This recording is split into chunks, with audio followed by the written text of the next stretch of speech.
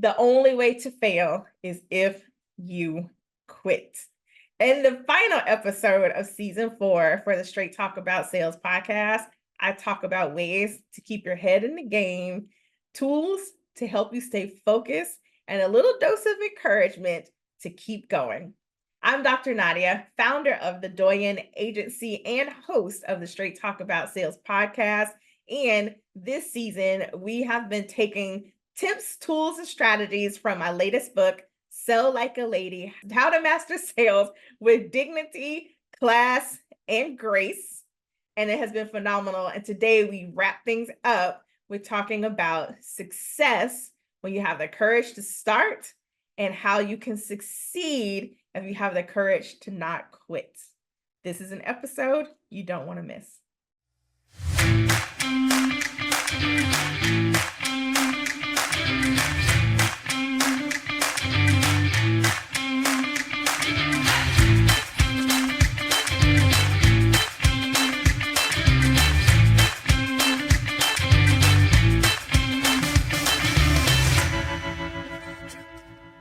Can you believe it? We have reached the end of season 4. I'm so excited for today's episode because it's a way to just kind of tie things up. All season, I've been talking about and taking lessons from my latest book, Sell Like a Lady, How to Master Sales with Dignity, Class, and Grace. And in those conversations, there's been a lot around courage. And last week we talked about systems, mindset, all the different things that I know are impactful and helpful for moving things forward as you get more comfortable, more confident in sales. And so today I wanted to just kind of wrap things up in a nice little bow as we talk about quitting. The only way to fail is if you quit, and we're not going to quit. In a recent training series that I did this year, one of the things that I had participants do was actually write out a commitment, something that they were going to commit to and moving their business forward. And as part of those commitments, because I first did the exercise, many people felt the need to add an element around quitting, or in this case, not quitting. What does that commitment to yourself look like? And so as you think about sales, as you think about generating revenue in your business, as you think about driving things forward, one of the things is, how am I going to keep myself in the game? Taking a break, taking a pause, going on vacation, having some downtime, all of that should be part of the plan. And how do we stay in the game and not quit? So today we're going to talk about that. I wanted to start with a quote from Mel Robbins. It says, if you have the courage to start, you have the courage to succeed. And by mere fact that you're listening to the sound of my voice right now, or for those of you on video, watching me on video, you started. And you're here looking for clues or searching for answers or encouragement and support on how to continue your quest in building your business and achieving whatever success looks like for you. We all get to define success. My definition of success may very well be different than your definition of success. I can tell you right now, my current definition of success looks vastly different than a previous version of my definition of success. And so that definition may shift. So in that, the first thing I want to talk about today is relationships matter. And you've probably heard me talk about it, or if this is your first time hearing one of our episodes here, then I want you to really understand that relationships matter. And relationships matter to your success in sales. And, it's really easy to fall into the trap if we're not careful, we're not intentional about it, and only being focused on the next and the new. And we sometimes, I shouldn't say that way, we may have witnessed, because I don't think all of us do that. We may have witnessed where other people in a sales profession or role, because you may still be like, I don't know if I want to take that ownership of that yet, where they may have treated someone who they felt wasn't going to buy or able to buy, or they just didn't fit whatever stereotype or, that they had in their mind for ideal client avatar, they treated them in some fashion that was less than noble, or they frankly just mistreated them.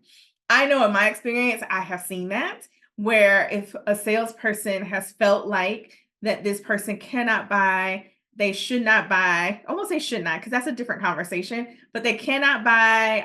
They don't fit the mold of what they think is someone who can afford it is, then they mistreat them. They treat them poorly.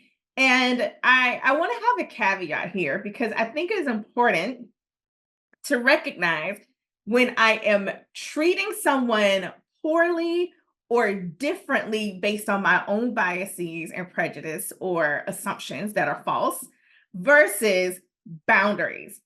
And sometimes we confuse the two. Now, it is important, and I teach things around boundaries and how you manage your time, what your sales processes or systems may look like.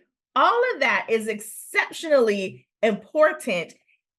And there is a way to hold and enforce boundaries in a respectful manner. So if someone truly is not a good fit, if they truly are not ready, there are ways that we can maintain the integrity of that person, of ourselves, of that relationship, and treat them well, respectfully, and still maintain our boundaries. So it doesn't mean that we treat people poorly, we make them feel bad, or whatever that may look like, versus I maintain my boundaries. I have certain standards because those are important, and I can do it in a respectful manner. Okay. So with that, relationships matter because even if someone isn't in a position to purchase today, it doesn't mean they won't be in a position to purchase later if you maintain that relationship well. And, life happens, right? And I've seen it where I've had conversations and people weren't ready financially during that initial conversation. And I'm like, okay, cool. Like it is what it is. But I was respectful. I operated in integrity, and we maintained the relationship. The maintaining the relationship can look very different. You have to outline and define what that looks like. Doesn't mean I was calling them all the time, or texting them, but it could just be simply they were on our newsletter list, and maybe there might have been some more direct outreach. I don't know. But in that, things changed for some people. And because they had a good experience the first time when they weren't like there were barriers for whatever reason to them moving forward, when circumstances change, literally, they called or they reached out, they emailed, they were like, hey, Nadia, girl, let's go. And I'm like, okay, let's do it. So it's important. And I know for those, especially for those of us who may have been around for a while, and you may have got some of these trainings, and they're like, if you don't get it today, they're never coming back, and la la la la. Like that is true for some people. Some people aren't coming back, but when done well, people do circle back. However, if you mistreat them in that first conversation, you don't operate in integrity. You pull out the stick, the proverbial stick, and try to beat them into submission or whatever the case may be. Then chances are they're not coming back, even when circumstances change, because they had such a horrifying experience on the front end, their initial conversation with you, and they're like, no, thank you, I'll pass. And I'll just now take my newfound resources, whether it's time or money, and go somewhere else. So it's really important to understand that relationships matter, integrity, figuring out and placing that emphasis on it. And so I bring that up because there is not just about getting new relationships. Like there is a piece to that as you're doing your marketing, your lead generation, and having that system in place. There's also importance around maintaining and strengthening and nurturing your existing relationships, whether with leads, prospects, clients, former clients, like all of that is important as well. So you want to look at your system and say, hey, when I look at the entirety of the client journey, where are the gaps? How can I address these? Because it's important that I maintain these relationships. The second thing along that same vein is if you've been around, especially in online marketing, this is huge for those of us who may be in the online marketing space, funnel versus journey. And I've heard funnel, I've used funnel, is definitely part of the lingo in the industry. So I use it sometimes, but not because it's my favorite thing. I'm just being honest. When you think about funnel, even the picture, you're like, is that really how I want that to go? How I want that to work in my business, that I have a massive number of leads coming in and then they kind of all fall off and drop off. Like apparently, obviously through that, they're working with you in some different way. And I get the visual and the concept behind it. However, it doesn't really resonate with my personality and how I want my clients to experience my company. So yes, you can have your funnel, fabulous. Or you can map out the client journey. And again, that's why it's so important and probably why people are like, wait a minute, Nadia, what are you talking about? Relationships with current clients or former clients. That's not part of the funnel because once they funnel through, they funnel out.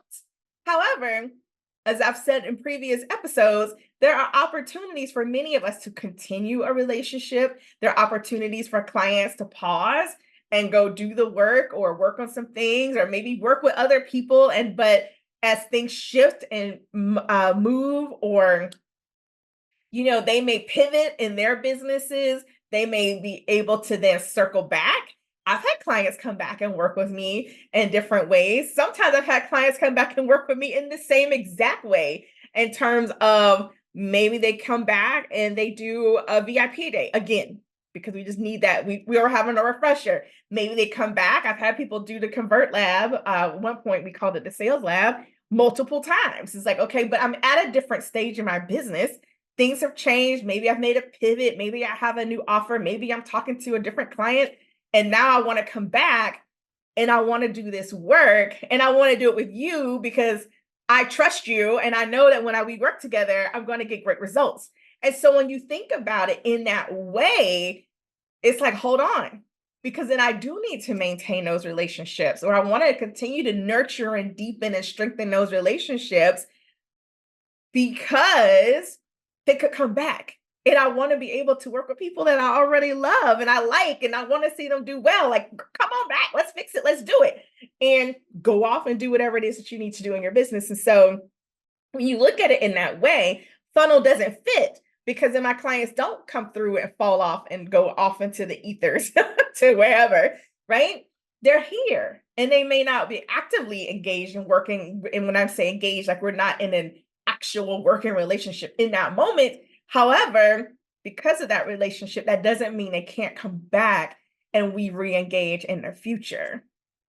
So that's an important piece, funnel versus journey. And when you take the time to map out that client journey, now we're looking at a whole bunch of different touch points and ways that we can initiate a relationship, strengthen a relationship, nurture a relationship, maintain a relationship. Like it looks very different, but at the core is the person, the relationship, which is so important to making this all work and work well. And then the third thing is taking it back to your sales pipeline. And again, I don't know if pipeline is my favorite, but whatever, we're going to roll with it. I don't have a new word for it yet. And the reason why, because you may be wondering, okay, Dr. Nadia, but we just talked about the journey. Like, isn't that part of it? Yes, it is, but it's a part that I want to pull out. And I think for this instance, we'll continue to use pipeline because pipeline, and one of my favorite definitions of your sales pipeline is that it's a visual representation of the various stages of where prospects are on their journey to yes or not. And so in that, I like that to have a visual because what I have often found is when you don't have systems that are tracking all these activities, because a lot of us are doing a lot of different things, right? And when we don't track it, things start to fall through the cracks. If you're like me and you have, here, I have some sticky notes.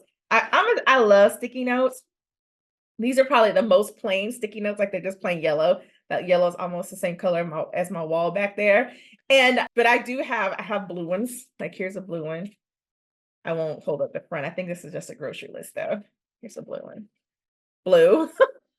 I have some in some different shapes. Like I love sticky notes. However, sticky notes are not a system, Nadia. Like it's helpful up to a point, but if as the amount of sticky notes grows, or for those especially prior to COVID, when you would go out networking and you come home with a stack of business cards, been there, done that, and I'm like, when did I meet these people? What was I supposed to do? Like if I was smart, I wrote on the back of them.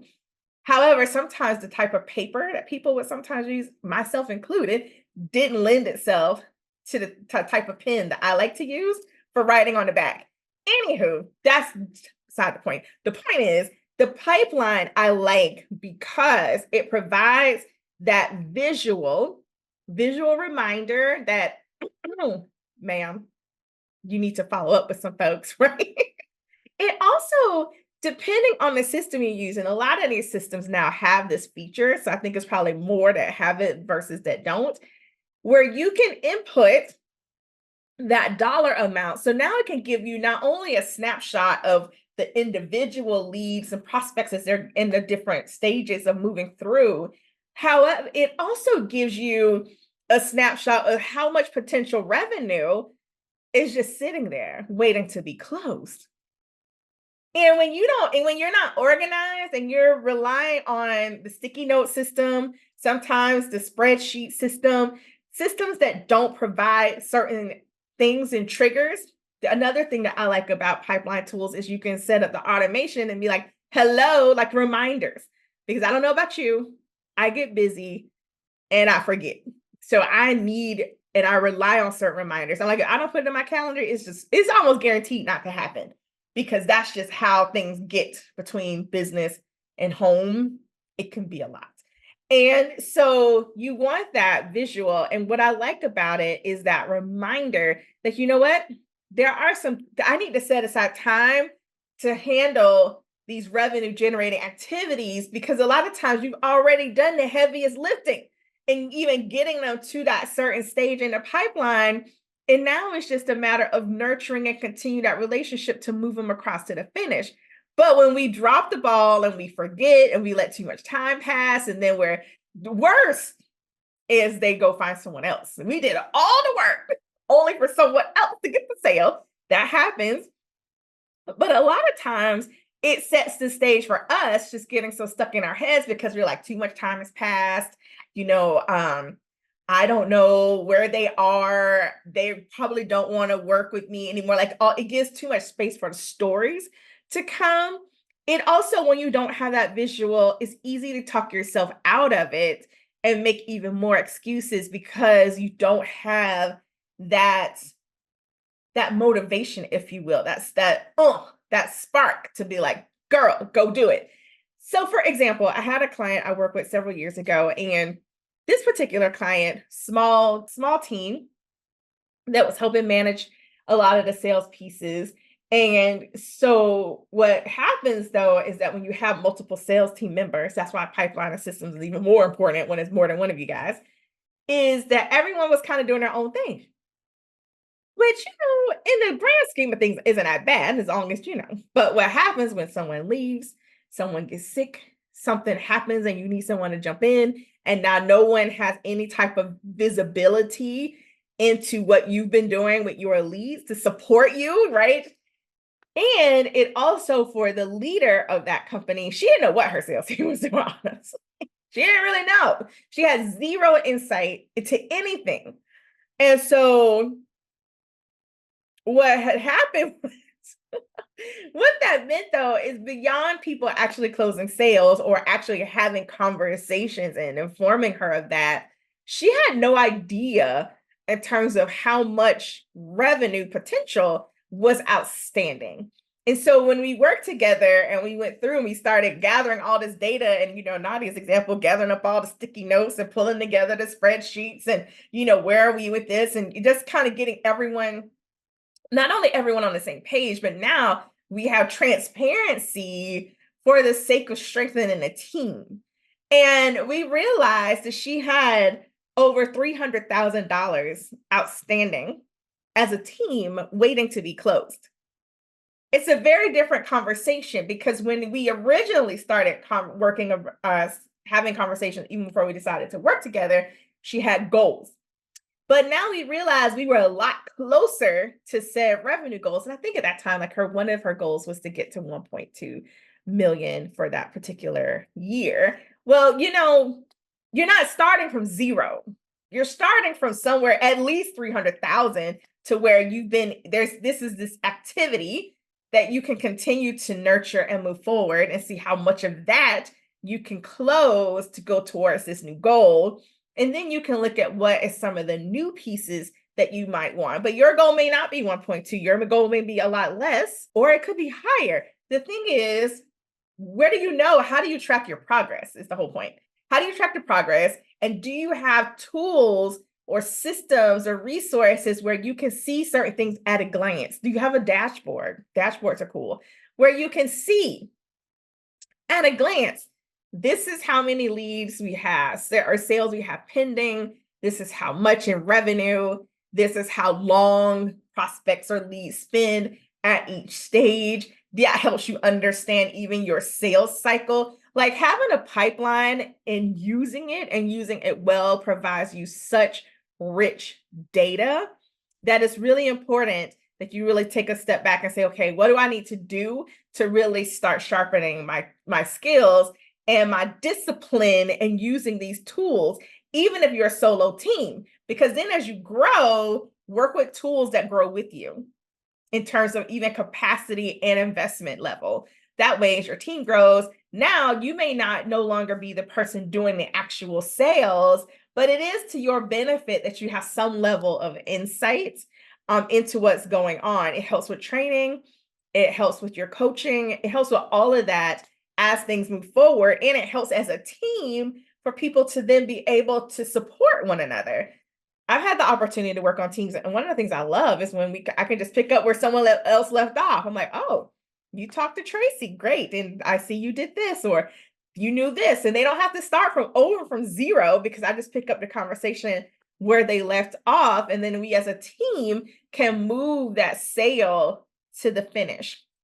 And so that's a really important piece of it. So I invite you today, as you think about, your sales overall process, systems, what type of tools or resources you might need to really strengthen that, even beyond just your mindset and having the courage to move forward, is taking the time to identify that.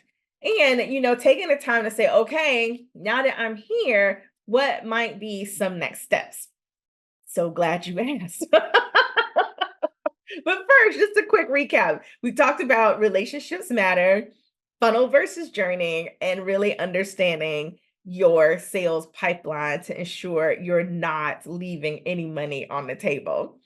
And so with that, I have a few next steps that I think are great. One, I invite you to go back and listen to all of season 4. Lots of great nuggets. Review your notes. What are your ahas and takeaways? And that will definitely help to inform what your next steps might be.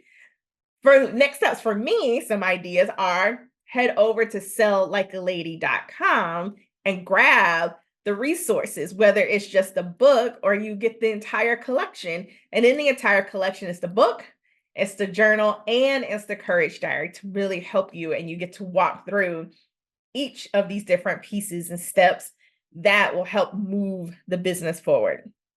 Another thing is to check out our trainings. Also, over on selllikealady.com, we will host another training series soon.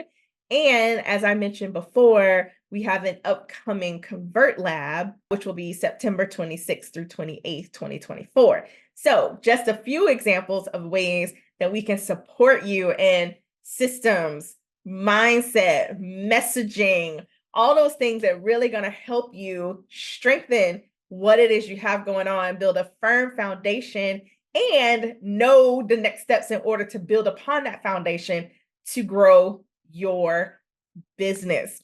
This has been phenomenal. I'm looking forward to season 5. Some really great guests coming up for season 5. So stay tuned for when we release those episodes. And as usual, if you enjoyed this episode, be sure to head over to Apple Podcasts and like and rate us. I would love that. Give us a 5 if it was fabulous. If you have questions, especially questions you want us to answer on an upcoming episode, send us an email at askdrnadia at thedoyenagency.com. And again, head over to selllikealady.com, check out those resources, order the books, the collection, get these tools in your hand to help move you forward. And we would be more than honored if you were to join us on one of our upcoming trainings. Thank you so much for tuning in this season, and I will see you again soon. Take care. Bye-bye.